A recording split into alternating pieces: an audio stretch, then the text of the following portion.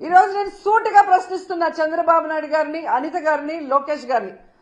క్షమాపణ అంటూ చెప్పాల్సి వస్తే అది మొదట ఎవరు చెప్పాలో తెలుసా? కోడలు మగబిడ్డని కంటే అత్త సంతోషించదని ఆడవాళ్ల పుట్టుకనే అవమానించిన చంద్రబాబు నాయుడు ముందు క్షమాపణ చెప్పాలి. ఆడపిల్ల కనిపిస్తే ముద్దు పెట్టాలి లేదా కడుపైనా చేయాలి అన్న బాలకృష్ణ గారు క్షమాపణ చెప్పాలి.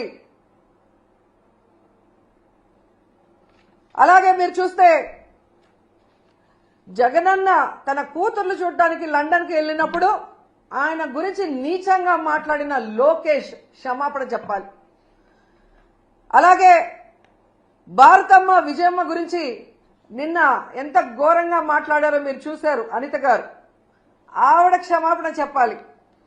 అలాగే నన్ను బండారు సత్యనారాయణ ద్వారా ఎంత దారుణంగా ఎంత బూతులతో మాట్లాడించారో దానికి బండారు సత్యనారాయణ మాట్లాడించిన చంద్రబాబు నాయుడు, లోకేష్ క్షమాపణ చెప్పాలి.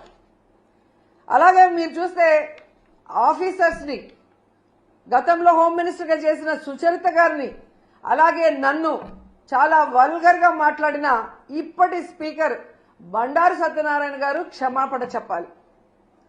అలాగే ఈ మధ్య కాలంలో టీడీపీ ఆఫీస్ నుంచి ఒక సైకో చేబ్రోల్ కిరణ్ అనేవాడు భారతీ మేడంని ఎంత అసభ్యంగా మాట్లాడారో మీరు అందరూ కూడా గమనించారు. మరి టీడీపీ ఆఫీసులో అతనితో మాట్లాడించిన చంద్రబాబు నాయుడిని, లోకేష్ ని క్షమాపణ చెప్పాలి. వాళ్ళ మీద కేసులు కూడా పెట్టాలి అంత ఘోరంగా మాట్లాడినందుకు.